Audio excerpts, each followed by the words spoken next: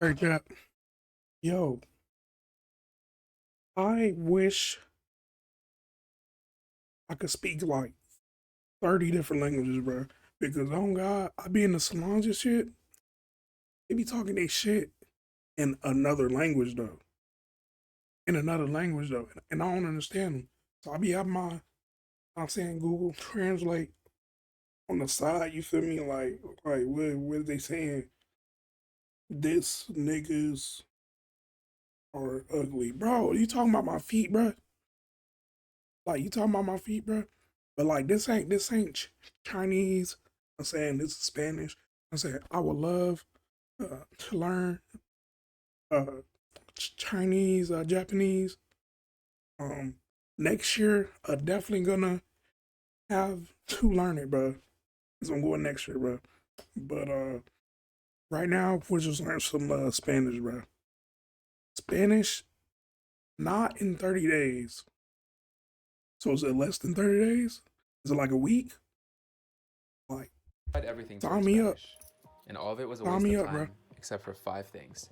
The five keys that took me from zero to fluent in Spanish. And I'm gonna share all five of them with you. I've wanted to learn Spanish for as long as I can remember, ever since moving to the US from Haiti and growing up in Black and Latino communities. And I wanted to talk to people and make friends, but I couldn't a lot of. So I had a Spanish teacher, bro, in high school. Everybody had a Spanish teacher in high school, bro. I knew the first second this was not for me when she said we had to say, "Can I go to the bathroom in Spanish?" I was like, "Yep." Then no more. Went straight to the office. I got it changed, bro. Like, I Times ain't, because I it ain't, felt I ain't like there was messing with this that, bro. invisible wall keeping me out. Well, today I can finally say that I am a fluent Spanish speaker, and it feels so good to say that. I've gone from Speak right knowing now, zero then. Spanish to just a few Speak months right ago now, then. taking the Spanish C2 exam, which is probably the hardest Spanish certification exam in the entire world. And I've done interviews in the streets of Mexico and Argentina with natives in full Spanish. So it almost feels as if I have a home in almost every continent, and it's a really cool feeling and a dream come true. But it wasn't easy, and I wish I'd had someone when I first started learning Spanish to guide me and help me avoid wasting efforts and getting frustrated like I did. I tried a lot, failed, and learned a ton about what works and what doesn't work to become fluent. So I'll share it all with you to help you avoid making the same mistakes that I did. Our story starts out during my childhood. Near the house and at school, my childhood was filled with sounds of English, Creole, and occasionally in the distance, Spanish. I already spoke Creole at the time as my native language from Haiti, so I became deeply fascinated and That boy enamored by here, the other son. two foreign sounds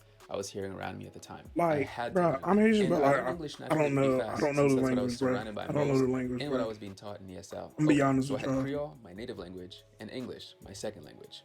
Two down, zero Spanish. So my English kept getting better, but I never found a moment to start learning Spanish. So why am I telling you about this part? Because I did pick up one of the first and most valuable keys to learning Spanish. I built a deep interest, curiosity, and fascination in the Spanish language. To my 12-year-old eyes and ears, if you spoke Spanish at the time, you were the closest thing to a real-life superhero.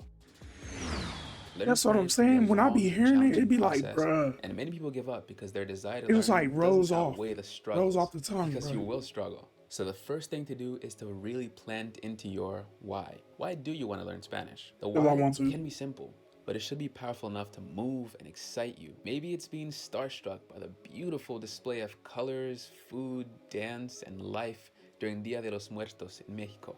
Or I don't know. maybe That's it's kind of learning the weird. girl next door who giggled at you when she saw you trying to dance bachata. And now you want to learn all about her culture and throw yourself into the language and food to impress her. It can be cheesy and I simple swear like to that, God. I but it swear should to be powerful God.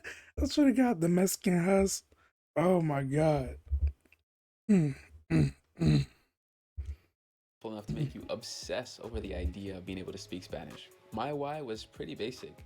I wanted to make friends with the kids around me, get invited to the asado, get the courage to finally talk to the girl down the street, and not feel left out when trying to make friends. So it was super simple, but this why was seated long enough that it carried a powerful emotional weight to motivate me. Stage 2, school. I got into middle school, and the first thing we did was pick our classes for the year. I picked up the list of available That shit was classes, and ass. my eyes, like a hawk, spotted the needle in the haystack of courses. It read Spanish for Beginner. My heart instantly jumped with excitement at the idea of learning how to speak Spanish. And then classes started. And to my surprise, I was not a fluent Spanish speaker after the first week. We did likely what most grade school language classes do. Sing the alphabet It's only song, one learn to week. say, hola, me 1 llamo week though. Jordi, encantado de conocerte. All of that is standard and helpful, but I felt like I was moving at snail speed. I felt like I would Which, take 2 that is steps okay. forward during the 30-minute class, Slow and motion then better than no motion. 1.9 steps back the rest of the day. So my Spanish dragged. But there is one thing that stood out from middle school that I would recommend. I stumbled on a site called studyspanish.com, and this became the holy grail of learning basics for me. The lessons made sense, they broke down the grammar rules, they gave quizzes to practice what you learned. So I pretty much tossed the books they gave us in school aside, and I focused on study Spanish to learn the basics of Spanish grammar. By the time I left middle school, I wasn't able to say more than a few sentences at a time, but I did snag key number 2 to learning Spanish. I learned the basic Spanish grammar and language structures, just enough to be able to start making simple sentences. You can and do learn Spanish mostly by interacting and consuming content in Spanish, but it's hard for your brain to know where to put all that information sometimes if you don't have the basics of grammar down. You don't have to spend too long here. Just pick one grammar rule at a time and try to listen to it as you go about your day and consume Spanish content, and then stack that until you learn most of the grammar patterns. High school was much of the same. A continuation of the standard school language education. Yeah, high school, But two special things shoot, happened that during was high not school. working. In my senior year, we had our first class that was conducted all in Spanish. We had to speak and listen to Spanish for 30 minutes plus a day. I was taking AP Spanish at the time, which is meant to be fully taught and run in the language. And boy, this was a struggle. I owe a lot to the folks that run the AP Spanish program, but my brain would hurt for 30 minutes every day. But this was the first time I experienced what being surrounded by Spanish actually felt like, where you couldn't just memorize 3 phrases and then go back to English. You had to keep drowning in the language, whether you could swim or not. You were actually immersed. The second special thing that happened was that I started watching shows in Spanish. I brought my immersion home. I remember watching a show called Decisiones Extremas that was so overly dramatic that you could watch and understand the full episode even if you didn't understand a single word that they said. The Spanish wrecked me, and I couldn't understand much. But the fact that I could get the episodes just by watching the show made it interesting enough for me to sit through episode after episode without getting bored. And this was awesome to be able to continue my immersion at home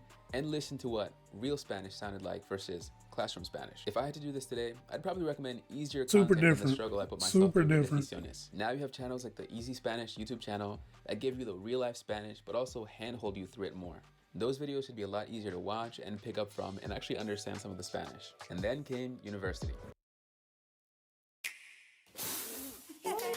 Yeah, on the Switch. Ready your sword. Ninjas on the left. Demon with the Switch. Harvard. Senior year of high school and university were very similar. I would do my hour of Spanish class and then try to watch a show later in the day to refresh my Spanish. During this school period, I was doing a lot of listening and some writing, so my listening skills went through the roof and my writing got okay. But I still never spoke Spanish for more than 5 to 10 phrases at a time in class. At the time, I didn't know about language exchange partners that you can find from places like Tandem, but this would have been perfect to practice with someone that I don't know, over the phone so I'm not embarrassed, and in a language learning context so they're expecting me not to have the language down. But this was another mistake I made at the time. College was when I found the second grammar tool I became a big fan of. It was called the Manual de Gramática by Zulma Eguina. The explanations were super clear and simple. This is probably one of my favorite tools to this day. For grammar, out of all the stuff that's out there, I really think you can just keep it simple and use studyspanish.com, Manual de Gramática, and one more tool that I'll share with you later in the video. Besides this grammar book, another thing I started doing in university was listening to music in Spanish. I saved all the really slow songs like Agua by Jarabe de Palo and El Rey by Jose Alfredo Jimenez. And I made a playlist that I would listen to in my free time. That's how I snagged key number 3. Consume lots of content in Spanish around your interests. If you like cooking, watch cooking shows in Spanish from Equatorial Guinea. Go see Encanto in Spanish if you like Disney films. Whatever it is, make it easy to have Spanish fit into your life around your interests. Playlists, shows, the people you follow, all of it. Stage 3, study abroad. The 4th key I picked up right before I left university. Nigga been everywhere. In one of my last semesters of college, I went abroad to Seville, Spain for a semester. We had 5 months to be in the country, so I set out on a quest. I took a personal language pledge and said I wasn't going to speak, write, listen, read, or even think in English as long as I was in Sevilla. This was really hard at first. My brain had no way to escape Spanish, and I loved it. I struggled at first. I sort of stopped talking to most people because I didn't have enough Spanish for back and forth conversations. And I felt like my brain was empty almost all the time because I wouldn't let myself think in English and I didn't yet have the fluency to have a lot of coherent thoughts in Spanish. Soon, I started talking to myself in Spanish, both in my mind and sometimes literally talking to myself before I had enough confidence to speak to other people. Eso es una grabación de mi nivel de español.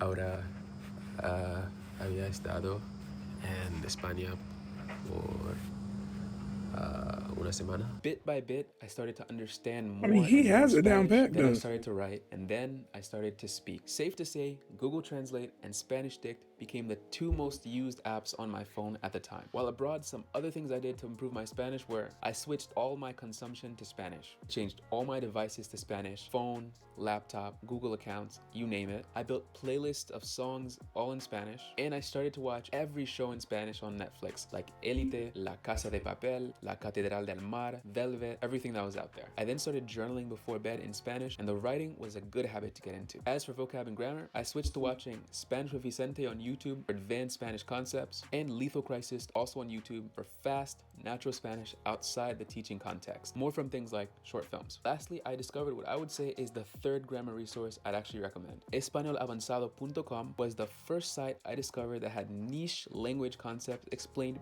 beautifully in a way that English speakers could really relate to and understand. By the time I left Spain, I was confident enough to listen, read, write, and speak in Spanish. I still made tons of mistakes all the time, but I grew comfortable that I could understand Spanish, have conversations, and live all in Spanish, even with those mistakes. Study abroad was a big leap forward for my Spanish. So key number 4 of the 5 essential keys for me was Spanish immersion. In my case, I spent 5 months in Spain, but I don't think immersion means you have to go to another country. It's gonna take me means a 5 dedicated period of time. months. It's gonna take me 5 months. Am I gonna be alive in 5 months? Like, bro, what?